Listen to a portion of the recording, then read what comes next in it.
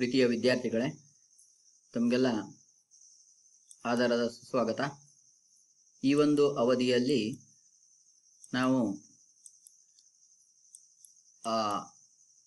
ದೂರದ ಸೂತ್ರ, ನಿರ್ದೇಶಾಂಕ ರೇಖಾಗಣಿತದಲ್ಲಿ ಒಂದು ಪ್ರಮುಖವಾಗಿರ್ತಕ್ಕಂಥ ಕಾನ್ಸೆಪ್ಟು ದೂರದ ಸೂತ್ರದ ಬಗ್ಗೆ ತಿಳ್ಕೊಳ್ತಕ್ಕಂಥ ಪ್ರಯತ್ನವನ್ನು ಮಾಡೋಣ.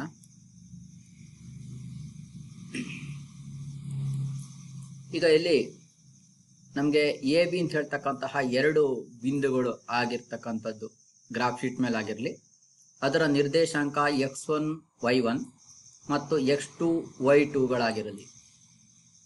ಈಗ ನೀವು ಇಲ್ಲಿ ಗ್ರಾಫ್ ಶೀಟ್ ನೋಡ್ತಾ ಇದ್ದೇವೆ. ಈಗ ಅದ್ರ ಮೇಲೆ ಬಿಂದುಗಳನ್ನ ಗುರುತಿಸೋಣ. ಇದು ಎ x1 y1, ಇದು ಬಿ x2 y2. ಈಗ ನಾನು ಇದಕ್ಕೆ ಚಿತ್ರವನ್ನು ಹಾಕ್ತೇನೆ ನೋಡಿ. ಇಲ್ಲಿ ಎ ಮತ್ತು ಬಿ ಬಿಂದುಗಳನ್ನ ಸೇರಿಸ್ತಕ್ಕಂಥ ಒಂದು ರೇಖೆಯ ಉದ್ದ ಎಷ್ಟು ಅಂತ ಹೇಳಿ ನಾವು ಕಂಡುಹಿಡಿಬೇಕಾಗಿದೆ. ಎ ಅಂತ ಒಂದು ಬಿಂದು ಇದೆ, ಬಿ ಅಂತ ಒಂದು ಬಿಂದು ಇದೆ. ಇದರ ಉದ್ದ ಕಂಡುಹಿಡಿಬೇಕಾಗಿರುವುದು ಎ ನ ನಿರ್ದೇಶಾಂಕ x1 y1, ಬಿ ನ ನಿರ್ದೇಶಾಂಕ x2 y2 ಆಗಿದೆ. ಇದರ ಉದ್ದವನ್ನ ಕಂಡುಹಿಡಿತಕ್ಕಂಥ ಸೂತ್ರವನ್ನ ನಾವು ಪಡೆಯಬೇಕಾಗಿದೆ. ಅದಕ್ಕೋಸ್ಕರ ಏನ್ ಮಾಡ್ತಾ ಇದ್ದೇನೆ ಅಂತ ಹೇಳಿದ್ರೆ, ನಾನು ಎ ಇಂದ ಲಂಬವಾಗಿ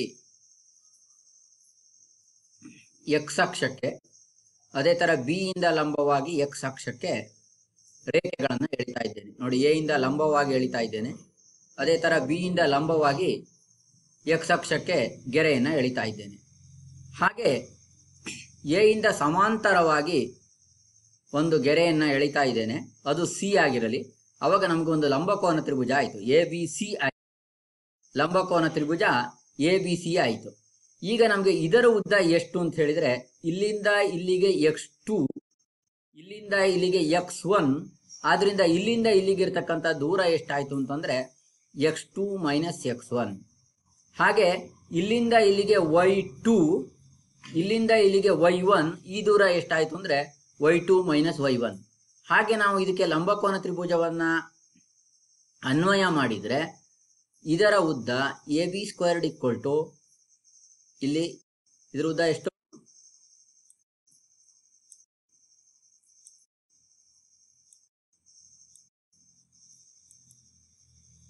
x2 ಮೈನಸ್ x1.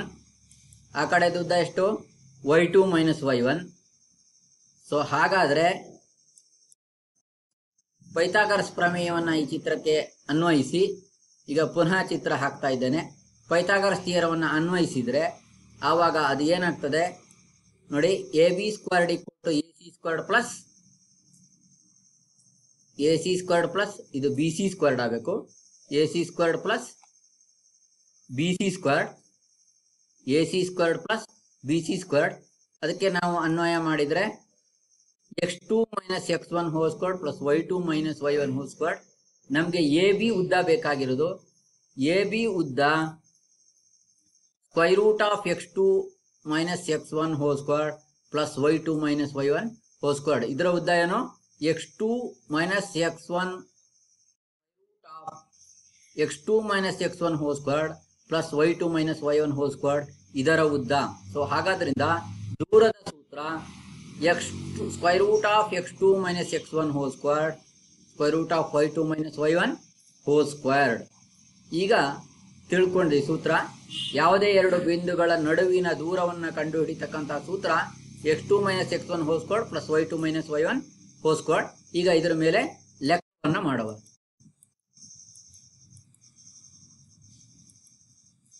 ಈಗ 2, 3 ಮತ್ತು 4, 1 ಇವುಗಳಿನ ನಡುವಿನ ದೂರವನ್ನ ಕಂಡುಹಿಡಿಯಿರಿ ಅಂತ ಇದೆ.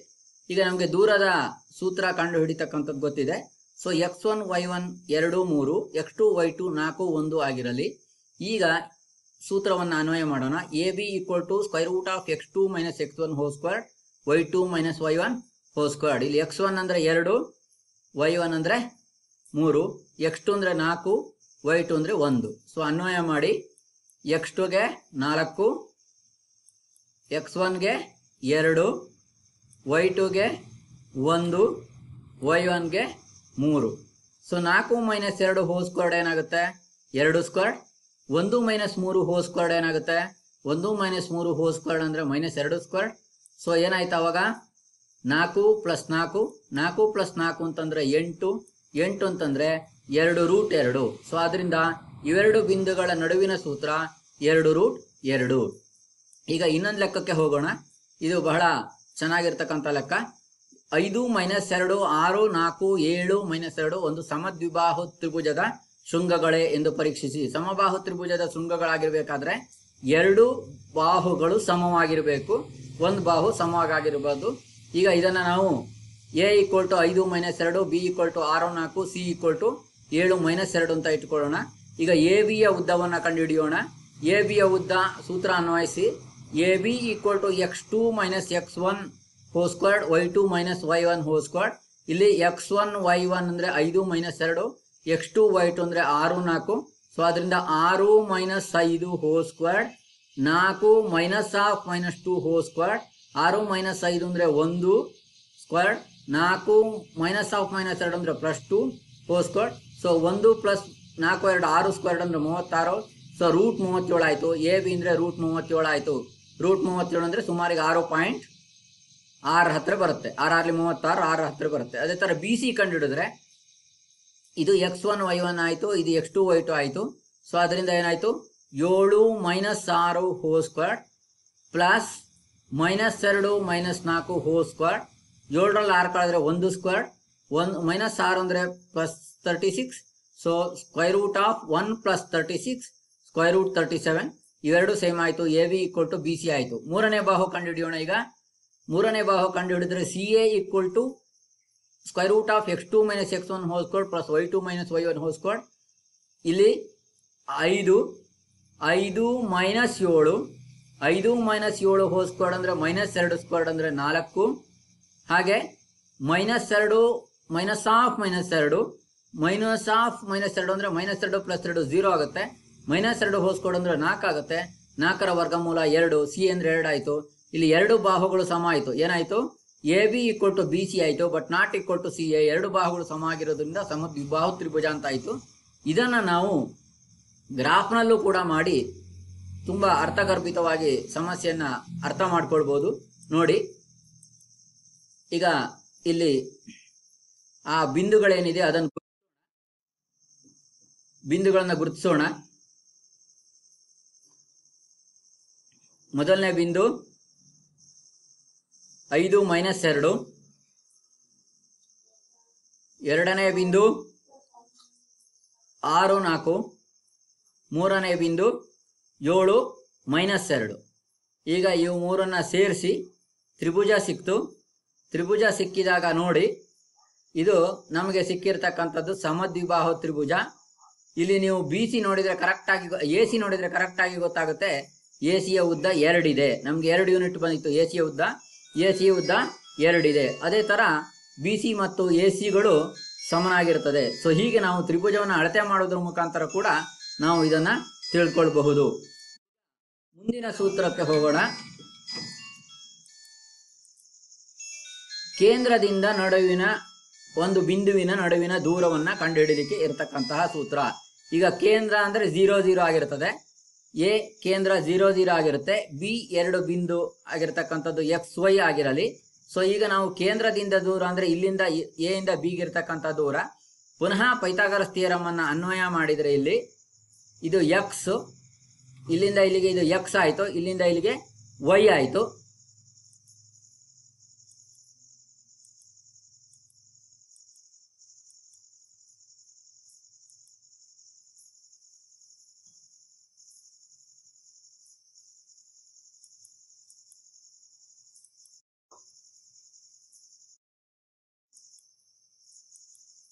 x ಆಯ್ತು ಇಲ್ಲಿಗೆ. ಈ ಕಡೆ ಭಾಗ ನೋಡಿ, ನೋಡಿದ್ರೆ ಅದು y ಆಯ್ತು.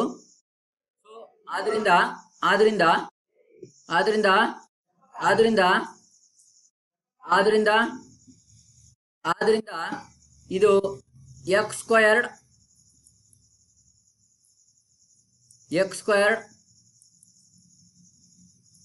ಮೈನಸ್ y ಆಯ್ತು. X squared square root of x squared plus y squared ಆಯಿತು.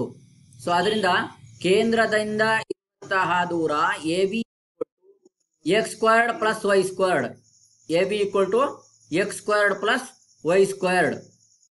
ಸೊ ನಾವು ಇದನ್ನ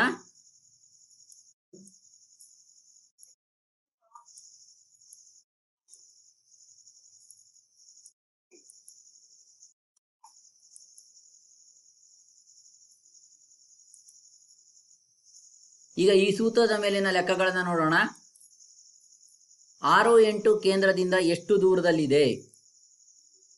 ಕೇಂದ್ರದಿಂದ ಇರುವ ದೂರ root x squared plus y squared, 6 squared plus 8 squared. So 36 plus 64 ಎಷ್ಟಾಯ್ತು? 100 ಆಯಿತು. ಸೊ 100 ಅಂದರೆ 10. ಸೊ ಅದೇ ಥರ ಎಕ್ಸ್ 5 ಕೇಂದ್ರದಿಂದ 13 ಸೆಂಟಿಮೀಟರ್ ದೂರದಲ್ಲಿದೆ.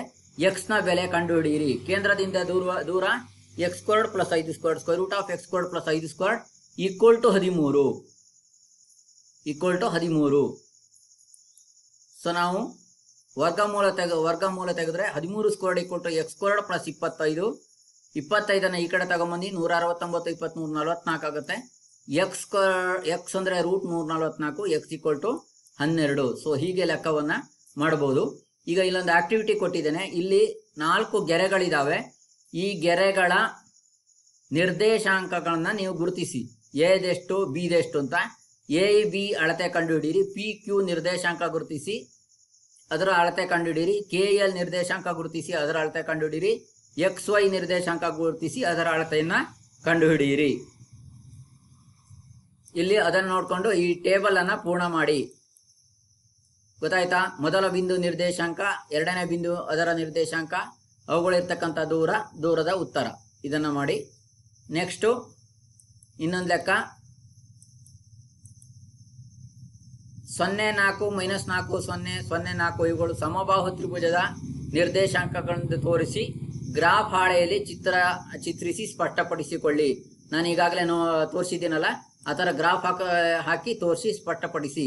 -2 4 3 4 3 -2 2 -2 ಇವುಗಳು ಆಯತದ ಬಾಹುಗಳೆಂದು ತೋರಿಸಿ ಗ್ರಾಫ್ನಲ್ಲಿ ಚಿತ್ರಿಸಿ ಸ್ಪಷ್ಟಪಡಿಸಿ. ಆಯತದ ಬಾಹುಗಳನ್ನು ತೋರಿಸಬೇಕಾದ್ರೆ ಸೂಚನೆ ಕೊಟ್ಟಿದ್ದೇನೆ. ದೂರದ ಸೂತ್ರದಿಂದ ಅಭಿಮುಖ ಬಾಹುಗಳು ಸಮ ಅಂತ ತೋರಿಸಿ ಕರ್ಣ ಕಂಡುಹಿಡಿಯಿರಿ. ಓರೆ ಕಂಡುಹಿಡಿದು ಕರ್ಣ ಕಂಡುಹಿಡಿಯಿರಿ. ಅವುಗಳು ಸಮ ಅಂತ ತೋರಿಸಿ, ಆವಾಗ ಆಯತ ಅಂತ ಆಗುತ್ತೆ. ಸೊ ಧನ್ಯವಾದಗಳು. ಇನ್ನು ಮುಂದಿನ ಅವಧಿಯಲ್ಲಿ ಈ ಚಾಪ್ಟರ್ ಮೇಲೆ ಭೇಟಿಯಾಗೋಣ. ಧನ್ಯವಾದಗಳು.